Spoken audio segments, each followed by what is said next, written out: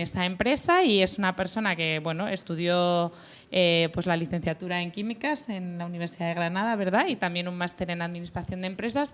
Y bueno, yo creo que es destacable toda la experiencia, ¿no? Más de 30 años de experiencia en el sector de la energía. Yo creo que nos lo habéis visto cómo vive el tema de la energía, o sea que tanto en tema de sistemas de gestión, de calidad, de innovación, o sea, todo relacionado.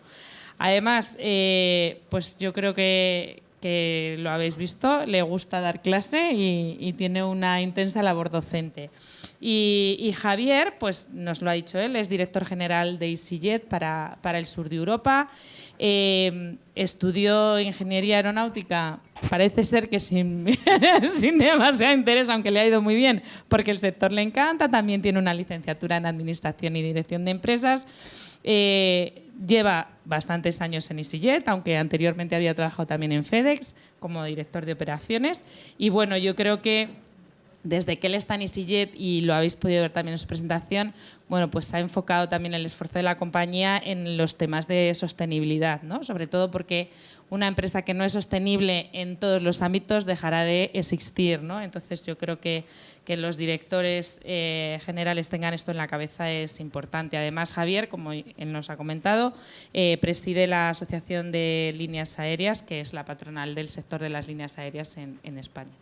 Y una vez terminada esta pequeñísima presentación, para que les conozcáis un poco más, sí me gustaría empezar con las preguntas que queráis hacerles a ellos. A mí, durante sus exposiciones, me han surgido muchas más preguntas, pero preferiría que fuerais vosotros los que las hicierais. Pues... Hola, buenas. Iba a ser la amenaza. He amenazado con preguntar. Ha amenazado con preguntar y lo va a... Hola, buenas. Voy a hacer una pregunta así un poco general para que haya... Bueno, vivimos en un tiempo donde la sostenibilidad es una tendencia general, una necesidad de evolución a nivel global que se diferencia de otras olas de innovación que ha habido en el pasado, donde se generaba en un punto y al final llegaban siendo una ventaja para el resto de países o de áreas. Y entonces mi pregunta es, hemos visto en los últimos 2 años cómo el trilema energético, seguridad, precio y sostenibilidad, de repente daba un vuelco y parecía que la seguridad empezaba a tener un peso superior, seguridad de suministro, me refiero, pero también su seguridad en cuanto a las materias primas, frente a la sostenibilidad, ¿no? Y eso ha permitido que, bueno, pues que cambiemos un poco el paso respecto a todo esto. Entonces, mi pregunta es la siguiente. De cara al futuro, ¿cuál es vuestro punto de vista sobre la evolución de los ecosistemas de innovación con estos cambios tan brutales que existen? Y por otro lado, que parece que, sobre todo en sectores de difícil descarbonización, la multitecnología es casi una obligación. Pero, multitecnología significa que hay tecnologías que están vedadas. Existimos, por ejemplo, el petróleo es una tecnología vedada, el gas es una tecnología vedada, la energía nuclear es una tecnología vedada. A lucirse. Podéis empezar como queráis, o sea, os dejo... Era una pregunta general para los tres. Yo encantado, pero si me llegas a decir que esta es la pregunta, te digo que no la hagas, por favor. Muy complicado. A ver, no, gracias. A ver, primero coincido contigo, ¿no? Y esto es una reflexión, ¿vale? Es verdad que nos preocupamos mucho por el medio ambiente y debe ser así, ¿no? Hasta que nos falta la energía. Y cuando nos falta nos empezamos a preguntar, ¿no? Yo creo que el reto está justo en lo que hemos dicho. Es decir, no es imposible tener los dos objetivos de forma simultánea. Ese es el reto. Además, cuando se trabaja mucho en innovación, a mí me viene a la cabeza, hay una metodología de solución de problemas técnicos que se llama TRIZ, que te plantea eso, que muchas veces tienes problemas que tú piensas que las soluciones son disyuntivas. Es decir, que hago esto, hago lo otro. Y tradicionalmente nos hemos educado en nuestro cerebro para llegar a una solución intermedia que dice, bueno, es lo suficientemente mala en un sentido y lo suficientemente mala en otro. Me puedo conformar, ¿vale? Esa es la solución tradicional de los problemas. La metodología de lo que dice, no, espérate, dale una vuelta, innova, porque seguramente hay una solución diferente que te permite cumplir tus dos objetivos. No elijas qué nivel de objetivo y te condenes a sufrir un poco en un objetivo y a sufrir un poco en otro, ¿no? Busca la manera de satisfacer los dos, ¿no? Entonces, no tengo la solución, pero sé que el camino es decir, no, garanticemos la seguridad y garanticemos el medio ambiente, no es disyuntivo. Otra cosa es el coste, es verdad. Es verdad que ahí, o sea, asegurar el suministro y respecto al medioambiental, emisiones cero, es posible sí o sí. Ahora, el problema hoy de eso es el coste y para eso está la innovación. Entonces yo creo que sí, se puede hacer. Creo que es humano preocuparse por el aseguramiento de suministro. Creo que es compatible con el medio ambiente y que la solución está en innovación. Eso es lo que yo creo. Lo que decía luego de las tecnologías, que si son vedadas, yo creo, ¿no?, que todos debemos defender lo que se conoce como neutralidad tecnológica. Es decir, como sociedad tenemos que tener una aspiración de lo que sea, ¿no?, de suministro energético, de acceso a la energía a un precio, perfecto. Una vez que tienes puesto el objetivo, deja que la innovación, deja que la tecnología marque el camino para alcanzar eso. ¿Tú quieres que los aviones emitan cero? Pues pon que los aviones emitan cero y deja que sea la tecnología, que sea el innovador, que sea la empresa la que decida cómo quiere emitir cero. Eso sí, tiene que haber un sistema que garantice que el cero es cero. No vale greenwashing y ese es un problema. O sea, si somos capaces de certificar que el cero es cero, dejemos que sea la tecnología la que determine. Como entonces mi respuesta es, personalmente, no vetes ninguna tecnología. Si eres capaz de certificar que cualquier tecnología te permite cumplir los objetivos del trilema, deja que cualquier tecnología. Si el petróleo con captura garantizada te permite satisfacer, yo en principio no estaría en contra. Es verdad que en igualdad de condiciones pues no produzca CO2 que lo tiene que almacenar, ¿no?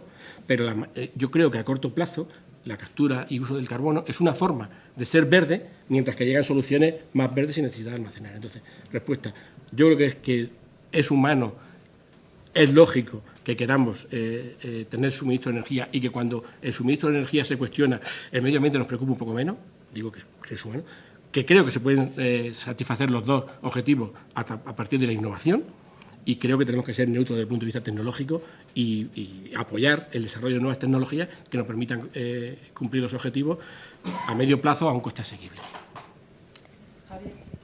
Sí, bueno, totalmente de acuerdo con la neutralidad tecnológica, y que lo importante es ver el objetivo final y entonces intentar dejar libertad de llegar a ese objetivo final, no estar con un tema más ideológico a veces, decir, no, es que hay que electrificar todo, no, hay que descarbonizar, ahora que estamos hablando de eso, y habrá pues varios caminos, ¿no? Y yo creo que es importante, yendo a la primera pregunta, muchas veces, claro, cuando se hacen proyecciones desde el paradigma actual, ¿no?, se pueden llegar a proyecciones erróneas, ¿no? Yo siempre lo digo, que a finales del siglo XIX, en la ciudad de Nueva York, el gran problema medioambiental que había era el estiércol de los caballos. Y el motor de combustión, digamos, vino precisamente a resolver ese gran problema. De hecho, había proyecciones, y lo publicaba el New York Times y otro, que decía que, creo que eran 20 años, a principios ya del siglo XX, llegaría el estiércol de los caballos hasta el primer piso de las casas, ¿no? Claro, es cierto, estaba haciendo bajo un paradigma, digamos, que luego, afortunadamente, la innovación y una nueva tecnología, que en ese momento el motor de combustión fue la tecnología limpia que resolvió un problema, y entonces ahora, sin embargo, pues tenemos otros, ¿no? Entonces, en el caso concreto de la aviación, esa disyuntiva que preguntas entre seguridad de suministro y precio, yo creo que hay una herramienta que ya hemos dicho a corto y medio y probablemente a largo, que son los combustibles sostenibles, que tienen una gran ventaja, y la gran ventaja que tienen es que ya dejas de depender de que tengas combustibles fósiles en tu subsuelo, con lo cual amplía muchísimo precisamente el número de países que pueden pues lograr precisamente convertirse en productores, no solamente productores, sino también en exportadores, ¿no? Entonces, yo lo que espero es que aprovechemos esta ventana de oportunidad. Yo creo que Europa, pero sobre todo España, tenemos una ventana de oportunidad en los próximos 10 años, de aquí al 2035, en donde, si hacemos bien las cosas, pues puede pasar algo similar a lo que ha pasado con las renovables, que al principio el negocio del solar y el eólico era las subvenciones, pero ahora ya es perfectamente competitivo. Yo creo que en el tema del SAF y los biocombustibles en general, pues puede pasar lo mismo, pero es cierto, tenemos que tomar decisiones ahora, y sí que ahora probablemente hará falta pues algún tipo de apoyo público en forma de subvenciones, incentivos fiscales, etcétera, etcétera, y que de aquí a 10 años estemos viendo cómo el precio del SAF es prácticamente el mismo del queroseno, sin necesidad de tener ningún tipo de subvención. Vale, yo, un poco por completar lo que han dicho mis compañeros, que lo han comentado casi todo, sí comentaros que el tema de la independencia energética es una prioridad absoluta para la Unión Europea, después de lo que pasó con la guerra de Ucrania y el bloqueo del suministro de gas natural. Y una buena muestra es el mecanismo que se ha articulado a través de la normativa ReFuel, en la que se obliga a las aerolíneas a repostar el 90% del combustible en cada aeropuerto. Eso significa que cada país tiene que tener SAF en su aeropuerto, y lo lógico es que haya iniciativas de producción de SAF por país. esa granularidad va a hacer que cada país sea lo más independiente posible energéticamente. Y esto está en la mente del regulador europeo y está muy presente porque realmente hemos pasado un momento complicado y Europa está absolutamente convencida de que esto no puede volver a pasar. Y lo mismo va a pasar con el hidrógeno, o sea que en ese sentido podemos estar tranquilos. Y luego un poco por completar, un tema que ha apuntado un poquito Félix, me parece muy interesante, los mecanismos de captura de carbono. Realmente, pues es lo que hablamos, habrá tecnologías transitorias como el gas natural o el petróleo que se seguirán utilizando y que tendrán unas emisiones asociadas. Si somos capaces de desarrollar esas técnicas de captura de carbono, esas emisiones que tengamos que emitir temporalmente se van a absorber. Comentaros que en el mecanismo de, digamos, de maduración de startups que tiene AENA, ya hay una iniciativa de absorción de carbono, ya la hemos probado y la vamos a implementar en las calderas en Barcelona. O sea que ya nosotros mismos estamos trabajando en esas opciones hasta que podamos concretar la utilización de combustibles sostenibles en toda la red de aeropuertos. Perdona, y esta es una pregunta más para Javier, y al hilo de lo que estáis ahora comentando sobre dejar libertad a las empresas y a las compañías y que decidan cómo quieren hacer todo este proceso, un poco qué valoración haces de determinadas medidas que nos comentabas, ¿no? Como puede ser pues esto de la eliminación de los vuelos cortos o los impuestos a determinados combustibles, si el regulador va a tener que hacer millones de medidas para esto o se debería de optar por, ¿no? por el objetivo y que cada uno vaya hacia allí. Bueno, yo creo que la regulación es muy importante, pero la regulación debe estar orientada al objetivo final, ¿no? Y no a pues cuestiones que muchas veces responden más a ideología, a clichés, a ideas preconcebidas. Y el tema que mencionas de los vuelos cortos es un buen ejemplo, ¿no? Porque al final, bueno, la transparencia que mostraba antes decía que en el conjunto de Europa los vuelos de menos de 500 kilómetros apenas representan el 4, algo % de las emisiones y la mayor parte de esos vuelos no se pueden reemplazar porque tienen agua de por medio, por lo que sea, no hay una alternativa a tren de alta velocidad. Pero es que en el caso de España hay un estudio del Colegio de Ingenieros Aeronáuticos que ha estimado que las 5 rutas que tienen una alternativa en España de tren de alta velocidad de menos de 3 horas, que son las conexiones de Madrid con Barcelona, Valencia, Alicante, Málaga y Sevilla, esas 5 rutas apenas representan el 0,9% de las emisiones de aviación comercial en España. O sea, que en el mejor de los casos, y ahora explicaré por qué digo el mejor de los casos, estarías ahorrando el 0,9%. Y digo el mejor de los casos porque luego al final no se le pueden poner puertas al campo. Y la inmensa mayoría que todavía vuela en esas 5 rutas es porque no son pasajeros que van, por ejemplo, de Valencia a Madrid, sino son pasajeros en conexión, que van de Valencia a Buenos Aires o a Nueva York vía Madrid. Ya se ha producido, sin necesidad de prohibición, un trasvase natural del avión al tren en esas rutas. Y ahora con la liberalización, que es mucho más barato ir en tren, pues se ha acelerado. De hecho, de todas esas rutas, la que menos penetración tiene el tren, creo que es el Madrid-Barcelona, que tiene un 80%, pero el Madrid-Valencia, Madrid-Alicante es el 90%. O sea, sin necesidad de prohibición, la gente ha votado con sus pies como debe ser. Entonces, por supuesto que la intermodalidad va a jugar un rol, y lo suyo sería facilitar esa intermodalidad haciendo que pues llegasen los AVEs a los terminales, aeroportuarios, etcétera, pero en cualquier caso sería una parte muy pequeña de la solución. Entonces, por eso lo de que es un problema global y complejo, y esos problemas pues no suelen tener, desafortunadamente, soluciones locales y simples. Digo desafortunadamente porque a mí me encantaría que fuese tan fácil como prohibir unas cuantas rutas. Entre otras cosas, porque las compañías aéreas tenemos una gran ventaja, que es que nuestro principal activo es movible. Si no vuelas esta ruta, pues vuelas otra ruta, ¿no? Entonces, por eso. Y luego, lo que has mencionado también del tema del impuesto al queroseno, pues va un poco orientado a lo mismo. Al final, la aviación es un mundo global. El posible impuesto al queroseno, que forma parte del paquete Fit for 55, es una de las en este caso, la reforma directiva fiscal energética, pues de nuevo no se le pueden poner puertas al campo, y el aplicar un impuesto solamente para los vuelos dentro de Europa, lo que va a provocar, si al final se hace, es que la gente vuele pero a otros destinos. Nosotros hemos comisionado desde ALA un estudio de Deloitte que estimaba que si al final se implementaba ese impuesto al queroseno, en 2030 solamente por esa medida vendrían 4,5 millones de turistas internacionales menos a España. ¿Serían 4,5 millones de alemanes o nórdicos o franceses que dejarían de irse de vacaciones? No, de eso nada.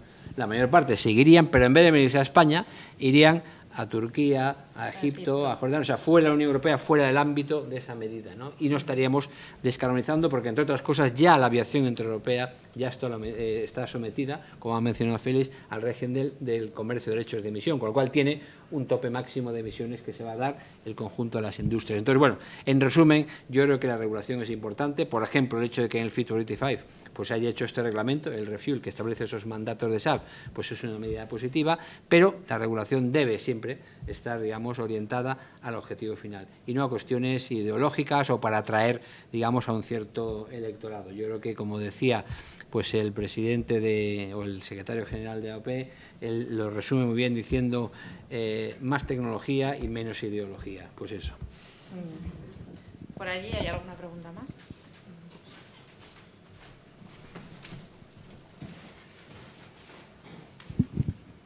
Gracias. Soy Miguel Ángel Casermeiro, soy profesor de la Universidad Complutense y soy el secretario de la Asociación Española de Evaluación de Impacto Ambiental. Entonces quería, bueno, primero felicitaros porque me han gustado mucho las tres presentaciones. Una va de tema de evaluación, porque aquí se habla mucho de planificación. Yo he hecho mucho en falta planificar de manera global. Pues hay un plan nacional de clima y energía, pero a mí me falta mucha planificación sectorial por distintos tipos de energía, por las comunidades autónomas, por los ministerios. Creo que queda mucho trabajo de planificación y, por tanto, de evaluación ambiental estratégica, ya no a nivel de proyectos, ¿no? Pero quería preguntar a Ana, especialmente como promotora AENA de esos planes que tenéis de autoeficiencia energética. Has comentado el caso de que queréis hacer cosas y estáis esperando a que Red Eléctrica os dé acceso a los nodos, ¿no? En el último Congreso Nacional de Evaluación de Impacto Ambiental se habló mucho de esto, ¿no? Que los promotores a veces no se ha planificado lo suficientemente, con la suficiente antelación para poder entrar allí, ¿no? Entonces, que me dieras un poco tu opinión sobre, vamos, que yo conozco bien Red Eléctrica y sé que hace bien su trabajo, o sea, no es una crítica a Red Eléctrica, sino que las cosas no se pueden improvisar, ¿no? Llevan tiempo. Y luego la segunda se habla mucho de estos nuevos biocombustibles. Yo no me dedico a esto, aquí hay profesores y compañeros que saben mucho más que yo de esto. Pero yo creo que es muy difícil mejorar la eficiencia energética de una planta, ¿no? Que es la que coge CO2 y con luz solar se transforma en biomasa, en azúcares, en cosas. No sé si se os ocurre, porque no he visto ninguna referencia a tecnologías basadas en la naturaleza, más que lo que has comentado tú, Félix, al final, ¿no? Un poco de ese tema, ¿no? ¿Hasta qué punto en el futuro de esos combustibles alternativos las soluciones basadas en la naturaleza pueden ser un apoyo significativo al desarrollo de nuevos combustibles? Gracias. Muchas gracias por la pregunta. Yo te voy a contestar a la parte de planificación y te voy a dar mi opinión de las soluciones basadas en la naturaleza, pero seguro que Félix tiene mucha más información al respecto. Bueno, lo primero de todo, como sabrás, nosotros en el ámbito de lo que es la planificación aeroportuaria disponemos de una herramienta que son los planes directores, que seguro que los conoces, y en los planes directores que se actualizan pues cuando hay necesidad, porque se prevé un incremento de demanda que amerita un incremento de la capacidad o del sistema de campo de vuelos o de terminal, pues se elabora un nuevo plan director. Ese plan director tiene también un estudio energético y se planifica la zona de abastecimiento energético. En esas zonas de abastecimiento energético, que son bastante amplias en muchos aeropuertos, hemos decidido incluir placas fotovoltaicas. Esto ya es proyecto. Es un proyecto que se implanta en un área que es de abastecimiento energético. Y entonces el plan estratégico, el plan director, se somete a evaluación ambiental estratégica y ya tiene el visto bueno. Y entonces ese área ya está, digamos, pues valorada positivamente para dar cabida a las placas fotovoltaicas, y luego evaluamos lo que es la implementación de lo que son las plantas fotovoltaicas. Pero en este ámbito de la planificación estratégica, en la parte de planes directores, no hay ningún contacto con Red Eléctrica para preguntar, no está regulado, no se hace así, no está incorporado en el procedimiento para ver si va a haber capacidad. Esto se hace a posteriori, cuando ya se hacen los proyectos y se hace la solicitud de acceso y conexión. El problema que tenemos en España no es únicamente en España, este problema es un problema en Europa. Lo que ha pasado es que realmente, de golpe y porrazo, porque es verdad que la tecnología ha madurado de una manera muy rápida, los precios de las placas fotovoltaicas y de todo el equipamiento necesario para la producción de energía a través de energía solar, o sea, de electricidad a partir de energía solar, han reducido los precios significativamente. Y entonces resulta que es muy rentable la producción de energía solar. Entonces ha habido un boom de solicitudes. Y no es que Red Eléctrica no esté haciendo su trabajo, es que la velocidad de trámite de todas estas ampliaciones de capacidad necesarias pues es la que es. Y las cosas hay que hacerlas bien. Hay que llevar a cabo los distintos pasos y los distintos trámites necesarios para dar cabida o, digamos, para autorizar esos proyectos de ampliación de capacidad. Y lamentablemente tendremos que esperar a que esto se concrete. Pero ya os digo que esto es un tema que no es un problema español, es un problema europeo. Y que tanto Red Eléctrica Española como los gestores de red europeos tienen prevista la inversión de grandes cantidades para ampliar capacidad, que es más que necesaria para llevar a cabo esa transición energética. En el ámbito de lo que es las tecnologías basadas en la naturaleza, no sé exactamente a qué te refieres, pero sí que te digo que los combustibles Power to Liquid, seguramente luego Félix lo explicará mucho mejor que yo, bueno, pues la mejora de eficiencia pasa por la mejora de la eficiencia de los electrolizadores. Ahora mismo los electrolizadores son muy poco eficientes, tienen unos rendimientos muy bajos. Entonces, por ejemplo, nosotros como AENA estamos valorando opciones de acumular la energía eléctrica que generamos a través de la fotovoltaica, acumularla en hidrógeno para consumirla en nocturno. Y la pérdida de energía, tanto en el proceso de creación del hidrógeno como en la, digamos, transformación del hidrógeno en energía con residuo vapor de agua, son muy poco eficientes. Y hay una diferencia muy significativa que hace que el proceso sea muy poco conveniente en este momento. Es mucho mejor acumular el litio. Entonces, yo lo que entiendo es que a medida que esta innovación se vaya materializando, los electrolizadores mejorarán su rendimiento. De hecho, hay tecnologías de electrolización con TRLs muy bajos que son bastante más eficientes. No sé si tú quieres completar. Sí, por matizar un poco, como estoy de acuerdo con lo que has dicho, ¿no? Pero a mí sí me gustan las tecnologías basadas en la naturaleza, personalmente, en la medida en que ayuda a resolver el problema de la España vaciada, ¿vale? Entonces, en la medida en que seamos capaces de ese valor que generamos, llevar parte del valor a sitios donde se necesita, encantado, ¿no? Y existen las tecnologías. Ahora mismo lo más cercano serían los combustibles a partir de aceites vegetales. Es inmediato, una tecnología sencilla, bastante eficaz y con un precio, digamos que competitivo, muy alto, pero bueno, al nivel de sustitución que se quiere llevar en los próximos años, se puede hacer. Entonces, si cuando dices basadas en la naturaleza te refieres a la generación de materia prima, completamente de acuerdo, existe. Y son todos los bios de ahora mismo, son tecnologías basadas en la naturaleza. Lo primero son los aceites vegetales hidrotratados que dan hidrocarburos sustitutivos directamente de propina al petróleo. Eso ya existe, se puede hacer. Es decir, me puedo basar en la naturaleza para generar aceites.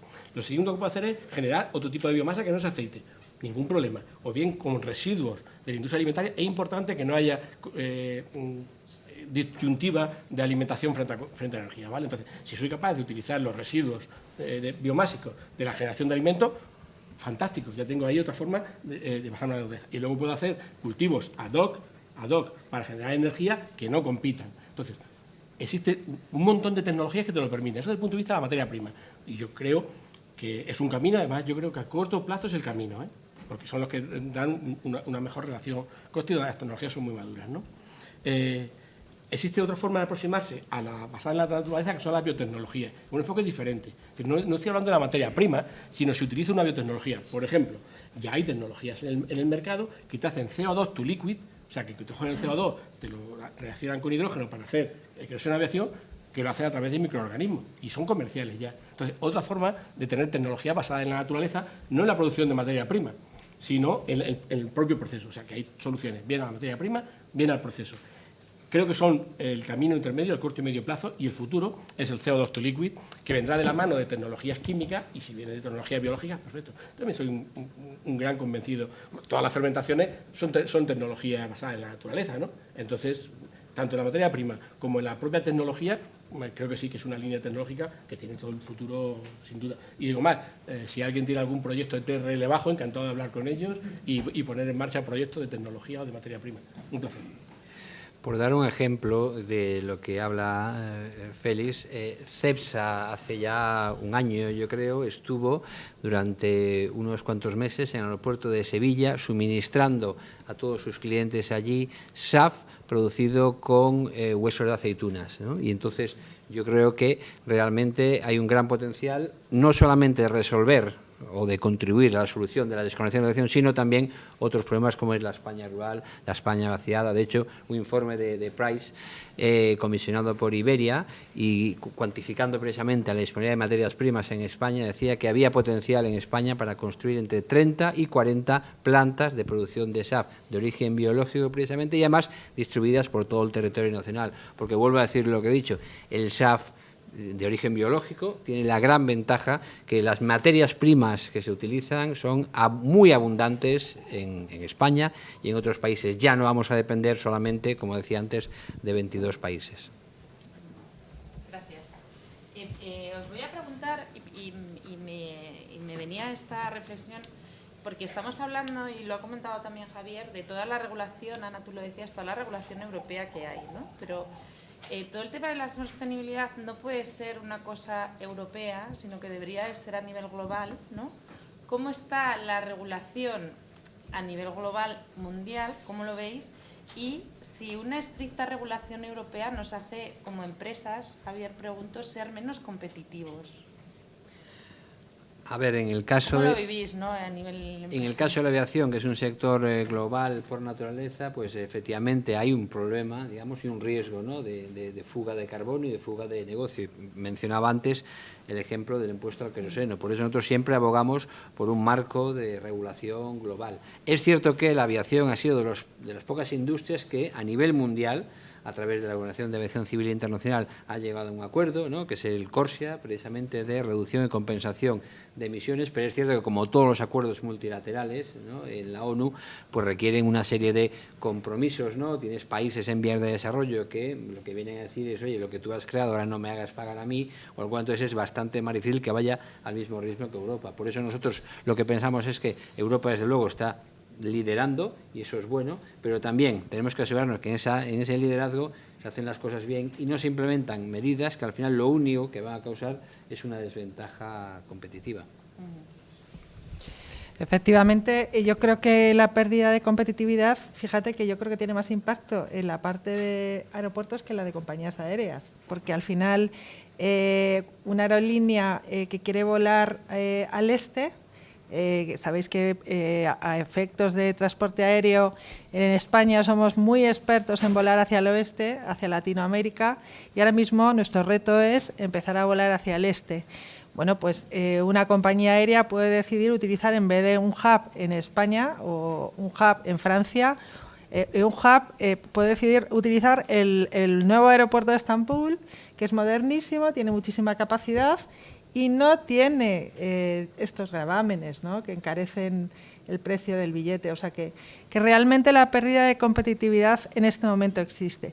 Lo que pasa es que yo creo que realmente el paso hacia adelante que ha dado Europa está justificado. Creo que fuimos los primeros en empezar a contaminar, porque la revolución industrial se produjo en Europa y tenemos la obligación de liderar el cambio. Y bueno, pues la verdad es que la semana pasada Javier y yo estuvimos en un evento en Airbus organizado por la Dirección General de Aviación Civil del Ministerio, y participó Ángel Luis Arias, que es el representante español en la Organización de Aviación Civil Internacional. Y a mí me tranquilizó bastante, porque realmente OACI está muy concienciada y está intentando traccionar a los países más contaminantes, a China, a Estados Unidos.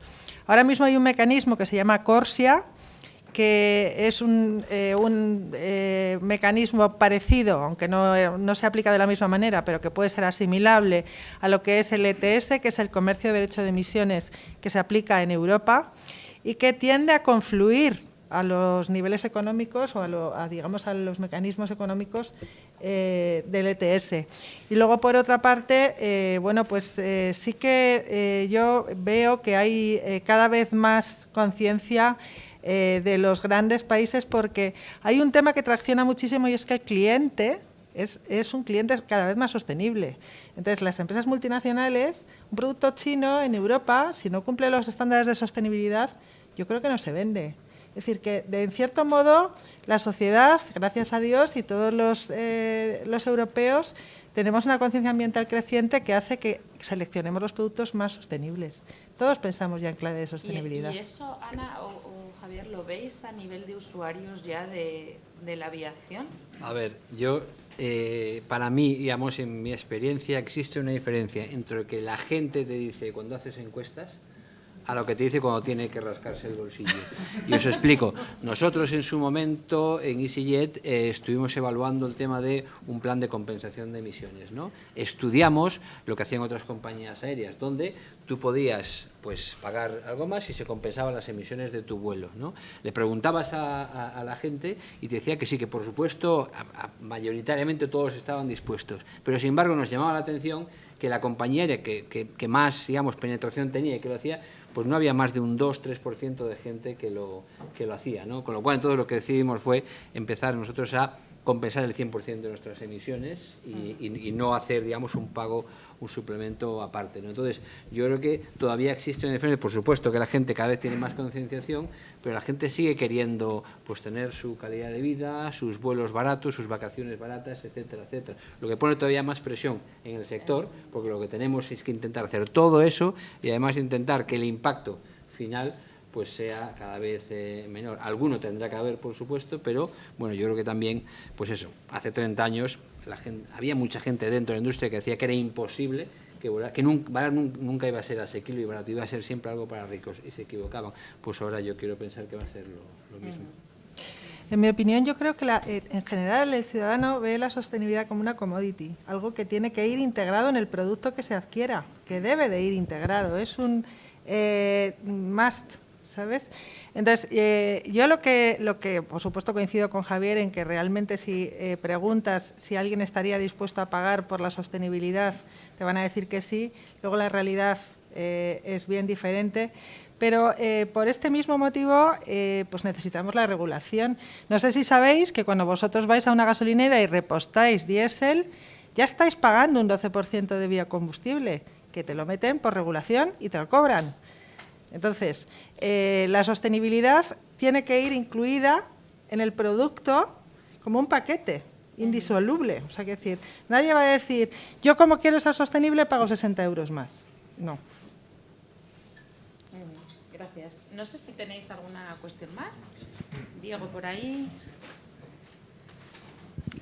Muchas gracias. Tengo dos preguntas para Ana. La primera era... Di de qué empresa eres. Bueno, lo vamos a dejar. Mi nombre es Diego. La primera es cuán de complejo es aterrizar los planes de acción climática que se ha propuesto AENA por el tema de la legislación. O sea, hay ejemplos de comunidades autónomas que sí tienen que cumplir una legislación, pero, por ejemplo, la sociedad no quiere ceder terrenos, por ejemplo, para poner placas fotovoltaicas. Eso que condiciona a una empresa como AENA a poder llevar a cabo esos planes. Y la segunda, ¿cuál sería la posición del gestor aeroportuario español respecto a sus competidores en Europa en términos de adelantarse a ese objetivo de net cero de emisiones? Gracias. Muchas gracias, Diego. Bueno, realmente todo el proceso de implantación y de materialización del plan fotovoltaico está siendo complicadísimo por los trámites que hay que llevar a cabo en cuanto a evaluación ambiental, por los trámites de acceso y conexión y muchas veces por cuestiones que tienen que ver con disponibilidad de terrenos y con compatibilización de la instalación de las placas con ciertas actividades como pues radioayudas o servidumbres aeronáuticas.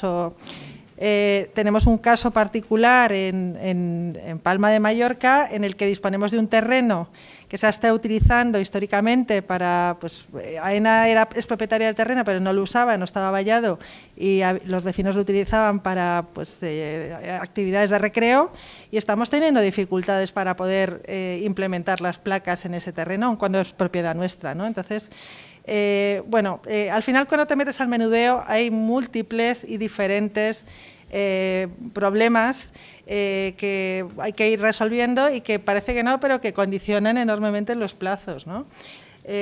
Sin ir más lejos, por ejemplo, pues en algunos otros casos, pues resulta que al ir a instalar lo que es la instalación fotovoltaica, nos hemos encontrado pues problemas con las características del suelo, con la inundabilidad, o sea, que decir, hay infinidad de casuísticas. Entonces es un proyecto realmente retador y difícil de llevar a cabo.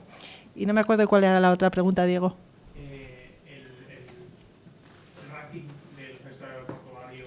Ah, sí. Bueno, hace ya algunos años, creo que fue en 2020, en una reunión de ACI es, ya me parece que ya lo he mencionado, pero para que lo tengáis claro, es la Asociación de Aeropuertos, tiene digamos un nivel, el nivel europeo, y luego tiene también ACI World, ¿vale? Y los principales aeropuertos europeos forman parte de ACI Europe. Aeropuertos tan relevantes como el aeropuerto de Schiphol, el aeropuerto de Heathrow, o sea, los principales, el de Frankfurt, los principales aeropuertos de París. En aquella reunión en 2020, todos los aeropuertos se comprometieron a ser net cero emisiones en 2050. Nosotros, de motu propio, cuando elaboramos el Plan de Acción Climática, lo adelantamos 10 años, a 2040. Y lo que hemos hecho es una valoración de adelanto que al final, como no puede ser de otra manera, se traduce en una mayor dotación económica. A nivel de inversión se traduce en un adelanto de la inversión, pero no cambian las cantidades. Pero en el caso, por ejemplo, en el que tenemos que comprar biodiesel y adelantar esa compra 10 años, al final lo que estamos haciendo es incrementar nuestro OPEX significativamente. Sabéis que el biodiesel ronda las 3 veces el diésel, ¿no? En cuanto a precio. O sea que realmente AENA apuesta desde todos los puntos de vista y asumiendo un sobre OPEX por la neutralidad o por el cero emisiones muy anterior a lo que apuestan otros aeropuertos europeos. Hemos estado hablando, yo creo, casi toda la mañana sobre el CO2 y emisiones de carbono. ¿Algo que comentar sobre otras emisiones? ¿No estamos viendo otras cosas o solo es esto? O... Bueno, siempre hablamos de emisiones de gases de efecto invernadero. Es verdad que por la cantidad de emisiones de CO2, pero siempre se habla de CO2, pero siempre, cuando hemos dicho CO2, borradlo y ponéis GEI. GEI. Gases, greenhouse gases, como queráis, ¿no? Pero es verdad, todo lo dicho vale. Hemos mencionado un poco la limitación de las emisiones de metano. Bueno, todos los gases tienen impacto. Además, lo conocéis todos, ¿no? Que uno de los que menos impacto tiene es el CO2 precisamente. Pero cuando multiplica el impacto por cantidad de emisión es donde va el foco de las reducciones. Pero sí, hay que considerarlos todos. Y por supuesto el metano, por ejemplo, hay mucho ahora mismo en la normativa y en la tecnología para reducir las emisiones. A ver, yo creo que en el caso de la aviación, los efectos de los no CO2, ¿vale?, es precisamente el elefante en la habitación, en el sentido que todos esos otros efectos, las estelas de condensación que dejan los aviones, que todavía queda mucho por conocer, ¿no? Pero hay estudios que dicen que el impacto, ¿no?, en el cambio climático podría ser incluso de 2 veces o más el del CO2, ¿no? Y por eso entonces yo creo que ahora mismo también cada vez más, antes ni se hablaba de eso, antes solo se hablaba de descarbonización, ahora por ejemplo en la revisión de la directiva del régimen de comercio de derecho de emisión se ha establecido un proceso de monitorización, reporte y verificación donde pues va a ser obligatorio que las compañías serias empiecen a reportar precisamente, de momento solamente reportar, para entender mejor el fenómeno y al entender mejor el fenómeno pues poderle dar una mejor solución, ¿no? Ahí sí que está claro que, por ejemplo, es una problemática, por supuesto,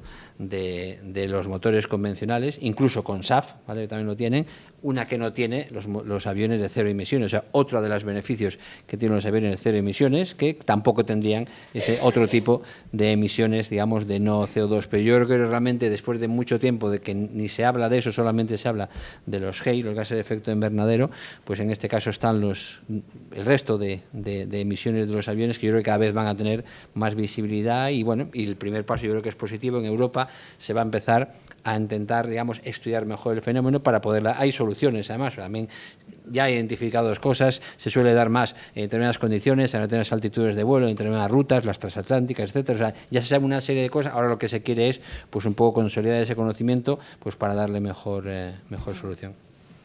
¿Alguna pregunta más? Yo, perdona, Noelia, quería comentar que... preguntas y poco tiempo, así que tenemos que ser ágiles contestando. Sí, no, solamente decir que efectivamente el problema del NOx, del SOx y de las partículas se recoge en la estrategia de sostenibilidad de AENA, que todas las medidas definidas y aplicadas para reducir GEI reducen también NOx, SOx y partículas, que a nivel local el tema de las emisiones B, estas que estamos comentando, es mucho más importante, lógicamente, porque el efecto de los GEI es a nivel global y estamos hablando del efecto cambio climático que afecta a la totalidad del planeta y por eso nos preocupa muchísimo, pero que no nos olvidamos, ni muchísimo menos del resto de las emisiones. Buenas. Esta pregunta va dirigida en particular, yo creo que a Ana. Yo trabajo en AENA y soy del Departamento de Equipamiento Óptica Aeroportuario. Y quería ir a un punto más específico. Hemos estado hablando aquí muchos temas que a mí no me llegan tanto, pero en particular en el tema de los equipamientos ópticos aeroportuarios, nosotros compramos dentro de nuestros acuerdos marcos pues todo lo que es el equipamiento en los mostradores de facturación, que eso es muy específico y entiendo que no hay mucho margen de mejora porque no tenemos muchas, digamos, opciones. Pero, por ejemplo, en el tema de las pantallas que tenemos los aeropuertos para el tema de información a los pasajeros, muchísimas pantallas repartidas por todos los aeropuertos. Me gustaría saber si tenemos algún tipo de certificación o algo que podamos exigir en este equipamiento para que, digamos que en el futuro pues sean más eficientes sin tener que ir nosotros mirando, pues, por ejemplo, el consumo de las pantallas o todo esto, sino que haya algún ente que nos diga, oye, si estas pantallas cumplen este tipo de certificación, nos aseguramos que va a ser lo que queremos en AENA para ser un poquito más sostenibles, digamos, en el ámbito que me ocupa a mí. Y porque nosotros ahora mismo en los acuerdos marcos tenemos incluido que se cumpla la ISO 14001 y la ISO 9001, ¿vale? Pero no sé si hay algo más específico que podamos excluir en nuestros pliegos o nuestros pedidos o algo que podamos decir o un grupo de trabajo crear para decir, oye, ¿cómo podemos hacer que todo nuestro equipamiento vaya en este sentido? Sabemos que si cogemos opciones más sostenibles seguramente sean más caras, pero bueno, también a lo mejor el beneficio viene por otro lado, gastamos menos electricidad y al final el cómputo global es beneficioso para AENA. Y después también sería ver el tiempo de amortización de estos equipamientos, por ejemplo. Nosotros ahora mismo tenemos puestos 7 años, creo que son para las pantallas. Y en ese sentido, a lo mejor en 7 años puede que la tecnología haya avanzado y si hay un cambio tecnológico, quizás hay que valorar si tenemos que ir a una nueva tecnología o no. Pero bueno, que eso ya son cosas muy particulares. Pero bueno, no sé si más o menos es una pregunta muy complicada o... No, no te preocupes. A ver, yo te hablo a nivel general. Para las infraestructuras nuevas, hablamos de las ampliaciones de capacidad que vamos a hacer en Madrid, en Barcelona, en Palma, en un montón de aeropuertos de la red, que se nos quedan cortos de capacidad.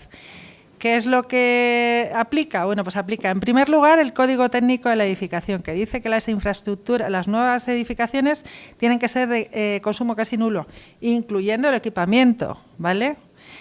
Luego vamos a la iniciativa que estamos llevando a cabo con la Dirección de Infraestructuras, que es la dirección de AENA que se encarga de las obras y que lo que hace es definir una certificación tipo LEED o BREEAM que de algún modo certifique el consumo nulo o casi nulo de todos los equipamientos y del edificio, ¿vale? Entonces, y luego está por supuesto también el plan de negocio, el business case, que hay que hacerlo de todas maneras.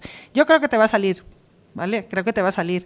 Realmente la utilización de pantallas eficientes, igual que la utilización del LED en lugar de luminarias, la amortización sale en pocos años. Pero en cualquier caso siempre hay que hacer ese ejercicio. Pero en cualquier caso que sepáis que tenemos la obligación, por cumplimiento normativo. No sé si te he contestado o no. Sí. Y si no salen las cuentas, no te preocupes, que lo acabaremos pagando las compañías serias vía tasas. O sea, que sale.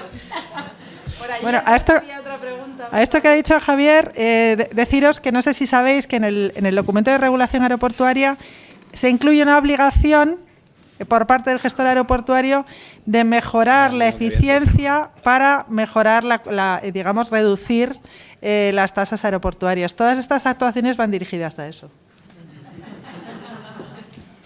Está grabado esto, ¿no? Hola, era solo una pequeña cuestión referente a reducir o ser más sostenible dentro de lo que puede ser AENA el tema de los residuos sólidos urbanos, porque como decías al final, AENA no deja de ser una pequeña ciudad o una gran ciudad, depende del aeropuerto que estés tratando, y por lo que he entendido yo, vosotros sois los encargados de gestionar esos residuos. Y si puedes avanzar un poquito por ahí en cómo se hace esa gestión, porque claro, cada aeropuerto está en cada ciudad y cada ciudad en cada comunidad autónoma, y la gestión de los residuos no es la misma. Entonces, incluso la forma de separar que tú le podrías exigir a una compañía aérea no es la misma en un sitio a lo mejor que trata la materia orgánica o que la lleva con la fracción resto. Entonces, si es independiente, sí sería muy positivo, veo yo, desde la visión que podría dar AENA de una gestión global en todos los aeropuertos. Y luego ya dos temas de si tenéis pensado bonificar en positivo, si gestionáis los residuos y no se los dais luego al gestor municipal, la correcta separación, ya sea en el tema de la restauración o ya sea en el tema de las aerolíneas. Sería, si vosotros lo gestionáis, si vosotros le cobráis a ellos la gestión del residuo, sería muy positivo que al que lo separa bien se lo bonifiquéis. Y desde el otro punto de vista, que igual lo habéis comentado pero no lo he escuchado, si en la línea de negocio que plantea de ir hacia aviones más sostenibles, pues que esa tasa que es aeroportuaria que se le cobra a las compañías aéreas también esté bonificada. Es decir, yo no le voy a exigir que utilice un avión de estas características, pero sí le voy a bonificar para incentivar que las aerolíneas pasen a aviones más eficientes y más sostenibles. Nada, gracias. Bueno, fenomenal. Mira, Javier se sonríe por la última pregunta. A ver, en el ámbito de la gestión de residuos, vamos a ver, efectivamente, nosotros somos ciudades, los aeropuertos son ciudades y gestionamos todos los residuos. El nivel de complicación es alto porque, como bien dices, la normativa de residuos es autonómica. Entonces, tenemos un listado de normativas por centro que tenemos que cumplir. No hay una forma única de gestionar el residuo, ¿vale? Hay diferentes procedimientos por centro y por comunidad autónoma, ¿vale? Y en todos los casos cumplimos la norma. En algunos casos tenemos plantas separadoras de residuo, digamos plantas de tratamiento de residuos intermedios. En otros sitios no existen esas plantas de tratamiento de residuos, pero nosotros llevamos el residuo a sitios que tratan el residuo, y en algunos otros casos, en el caso de aeropuertos pequeños, directamente el ayuntamiento recoge el residuo, ¿vale?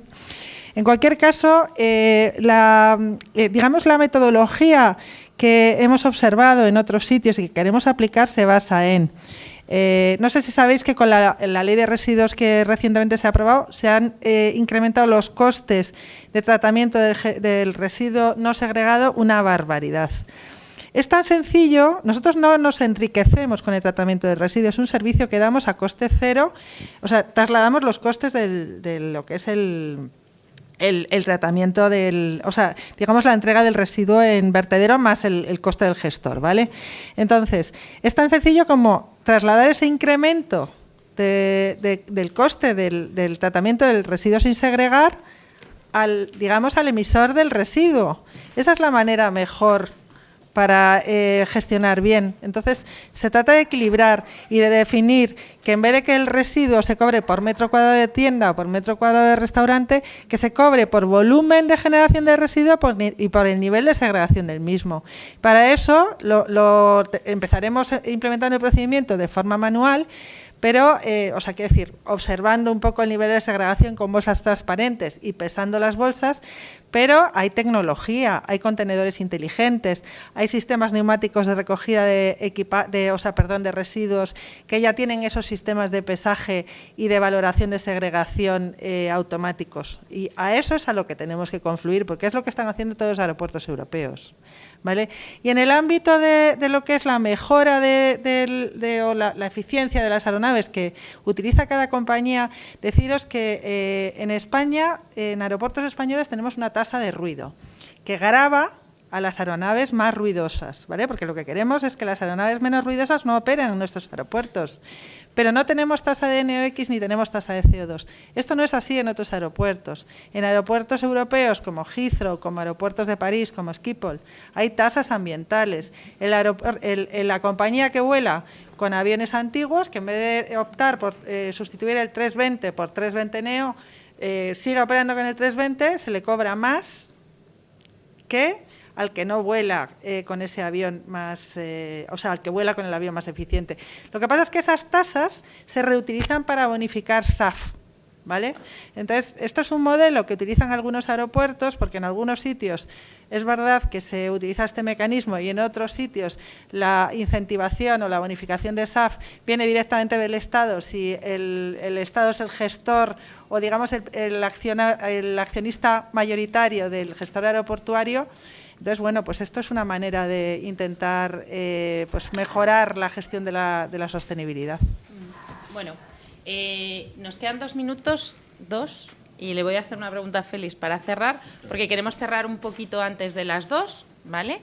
Entonces, Félix, en 2 minutos cuéntanos un poco cuál crees tú que son las barreras fundamentales que tenemos ahora mismo para la transición energética y cuáles las palancas para el éxito de que esta transición sea un éxito, sobre todo enfocado, estamos en un curso en la universidad, a estas nuevas generaciones que vienen, es decir, ¿dónde van a encontrar ellos la resistencia y dónde van a tener que poner el foco para que esta transición energética sea un éxito?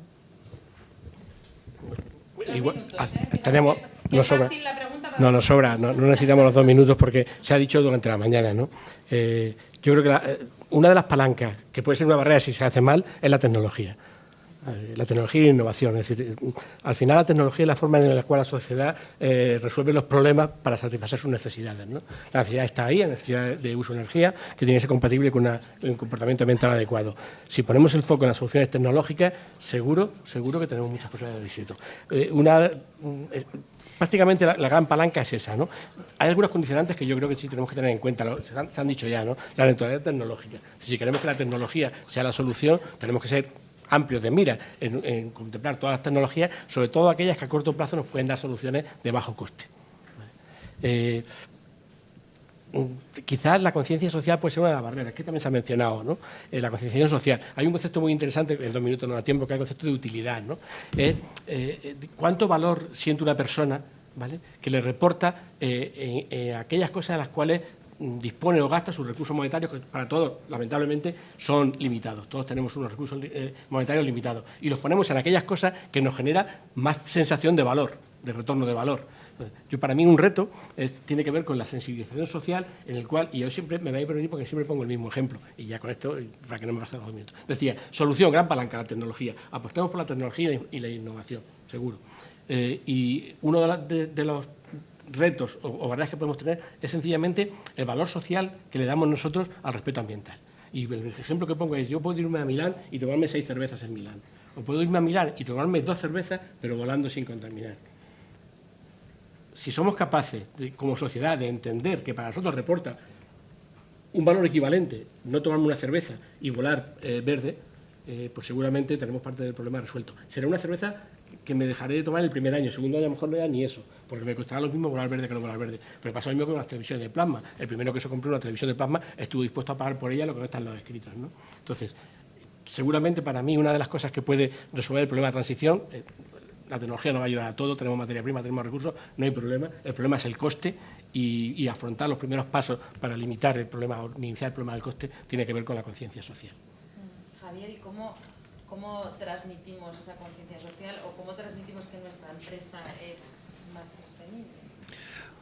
Es complicado en el campo de la aviación, al menos, porque vamos con un San Benito, ¿no? Que es que el sector está demonizado. Yo os doy otro ejemplo, ¿no? Cuando EasyJet decidió en su día compensar el 100% de las emisiones, que fue algo multimillonario, porque al final tenemos 100 millones de pasajeros al año y nos gastamos nos acusaron de greenwashing, para decir que las compensaciones, y eso que eran compensaciones todo auditadas por Gold Standards o por alguna de las otras compañías que lo hacen. Entonces, es complicado el transmitir eso, ¿no? Y yo creo que al final, como decía antes, somos esclavos de nuestro propio éxito, hemos hecho que volar sea tan asequible que la gente lo tiene como algo muy interiorizado, pero por acabar en una nota positiva, yo creo que lo bueno es que la gente hoy sigue volando, incluso más que antes. La pandemia nos ha también enseñado a repriorizar, ¿no? Y volar, no volar, o sea, la gente no vuela para meterse 2 horas en un tubo de aluminio presurizado y no paga dinero por eso, le paga porque le facilita hacer unas cosas que quiere hacer, que es irse de vacaciones, estar cerca de sus seres queridos, estudiar, etcétera, etcétera. Entonces, bueno, yo creo que eso va a seguir estando ahí cada vez más y es lo que hace pues más complicado, pero también más apasionante el reto que tenemos por delante y yo creo que lo vamos a conseguir. Bueno, creo que ha estado súper interesante, a mí se me quedan muchísimas cosas todavía por comentar. Vamos a hacer ahora la parada de la comida. Sí que os invito a que a las 4 seamos puntuales, para así a lo mejor incluso podemos terminar un poquito antes de las 6. Deciros que hemos estado toda la mañana hablando de descarbonización, sostenibilidad, pero que la tarde es lo más bonito. Vamos a hablar de personas, de proyectos sociales, no es porque vaya a hablar yo de este tema, esto es lo bonito, esto es lo que os va a tocar la patata. Entonces, os espero aquí a las 4 y seguimos con ello. Gracias. Oye, No me he dado cuenta que muchísimas gracias a todos, ha sido un placer.